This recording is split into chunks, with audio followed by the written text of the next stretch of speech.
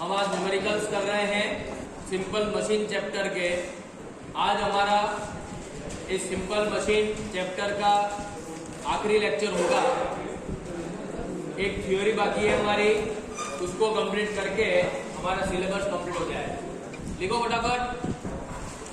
Law of machine for a screw jack is P is equals to 0.05 W plus 4.5 and velocity ratio is 80. Find the maximum efficiency of machine.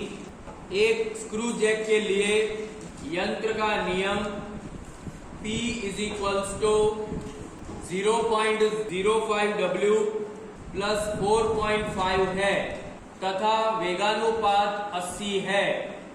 यंत्र की अधिकतम दक्षता ज्ञात कीजिए। देखो given data इस question के अंदर इस प्रकार से दिया हुआ है। लॉ ऑफ मशीन का इक्वेशन आपको दे रखा है पहले से। पीआर की वैल्यू दे रखी है 80 और अब आपको नीटा मैक्स की वैल्यू फाइंड करनी। तो नीटा मैक्स की जब वैल्यू आपको फाइंड करनी है तो आपके पास नीटा मैक्स का डायरेक्ट फॉर्मूला है और नीटा मैक्स का फॉर्मूला क्या है? 1/m VR into 100.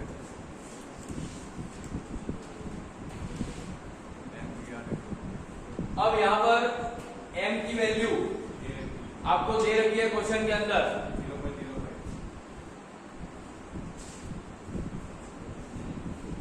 देखो इस लॉ ऑफ मशीन के बेसिक इक्वेशन के साथ जब आप इस इक्वेशन को इक्वेट करेंगे तो आपको पता लगेगा कि m की वैल्यू जो है वो 0.05 क्वेश्चन के अंदर ही दे रखी है। लेकिन कई बच्चे कंफ्यूज होते हैं कि ये m की वैल्यू हम कैसे निकालें। ये बहुत छोटा क्वेश्चन लेकिन थोड़ा सा दिमाग लगाने वाला है। ठीक है, तो यहाँ पर आपको 1/0.05 इंटू VR की वैल्यू क्या है 80 इंटू 100। तो यहाँ पर आप कैलकुलेटर की मदद से इसको सॉल्व करें। 20% क्या है? 25%. The velocity ratio of a machine is 15. Full stop. What load can be lifted at 40% efficiency by an effort of 40 Newton? एक यंत्र का वेगानुपात 15 है।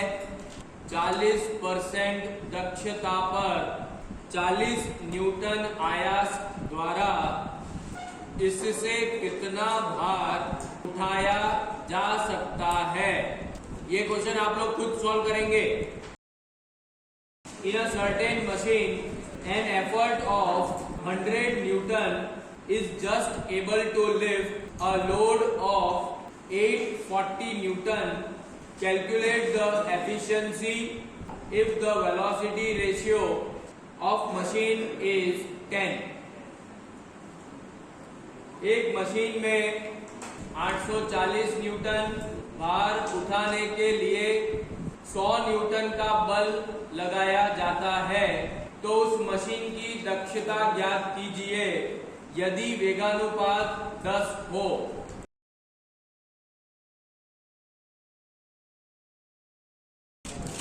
किसी बोझ को उठाने वाली मशीन में 25 न्यूटन का आयास 1000 न्यूटन के बोझ को उठाता है। जब बोझ 10 सेंटीमीटर चलता है तो आयास 8 मीटर चलता है। तो ज्ञात कीजिए यांत्रिक लाभ, वेगानुपात, मशीन की दक्षता।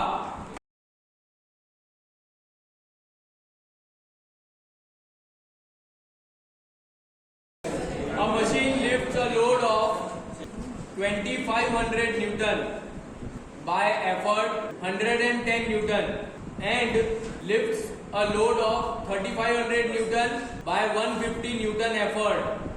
VR of the machine is 40. Calculate law of machine, effort required to lift a load of 5000 Newton, maximum mechanical advantage, maximum efficiency. एक मशीन में 2500 न्यूटन एवं 3500 न्यूटन का भार क्रमशः 110 न्यूटन एवं 150 न्यूटन के आयासों द्वारा उठाया जाता है। मशीन का वेगानुपात 40 है। तो ज्ञात कीजिए मशीन का नियम, 5000 न्यूटन भार उठाने के लिए आयास, अधिकतम यांत्रिक लाभ, अधिकतम दक्षता। मैकेनिक्स सब्जेक्ट के अंदर 5वें यूनिट में एक थ्योरी टॉपिक हमारा बाकी था जिसका नाम है application and advantages of machine, जो सिलेबस के अंदर 5.1.2 वाले पॉइंट में दे रखा है। अब पहले इस टॉपिक को समझने से हमें यह समझना है कि एप्लीकेशन का मतलब क्या और एडवांटेजेस का मतलब क्या। हम यहाँ पर लिफ्टिंग मशीन के एप्लीकेशन की बात कर रहे हैं और लिफ्टिंग मशीन के ही एडवांटेजेस की बात कर रहे हैं। तो एप्लीकेशन का मतलब ये है कि लिफ्टिंग मशीन कहां पर उपयोग में आ सकती है। उपयोग हिंदी में, एप्लीकेशन का हिंदी में शाब्दिक अर्थ होता है कि उपयोग। तो लिफ्टिंग मशीन का उपयोग कहां किया जा सकता है। तो लिफ्टिंग मशीन हमें पता है कि जहां पर भारी वजनों को उठाकर एक जगह से दूसरी जगह रखना हो वहां पर अधिक से अधिक लिफ्टिंग मशीन का उपयोग किया जा सकता है। तो हमने पर्टिकुलर उन इंडस्ट्रीज के नाम यहाँ लिखे हैं और भी बहुत सारे हो सकते हैं इसके अलावा भी, लेकिन ज्यादातर इन इंडस्ट्रीज में काम आता है। माइनिंग इंडस्ट्रीज के अंदर जब माइंस खुलती है तो वहां पर अंदर से बहुत बड़े बड़े ब्लॉक्स, मार्बल के हो, किसी भी और के हो, एलिमेंट्स के हो, उसको उठाकर बाहर रखना होता है। तो वहां पर लिफ्टिंग मशीन का उपयोग किया जा सकता है। ऑटोमोबाइल इंडस्ट्रीज में असेंबलिंग का काम होता है, मतलब एक पार्ट दूसरी जगह बनता है, दूसरा पार्ट एक जगह बनता है, ये दूसरी जगह, ये दूसरी जगह, और एक जगह पर सभी पार्ट्स को इकट्ठा करना पड़ता है। तो अगर लिफ्टिंग मशीन है हमारे पास तो सारे पार्ट्स जो अलग अलग जगह पर बन रहे हैं एक ही इंडस्ट्री में, वो वहां से इजीली उठाकर एक जगह पर लाया जा सकता है। तो ऑटोमोबाइल इंडस्ट्री हो गई, मार्बल इंडस्ट्रीज हो गई।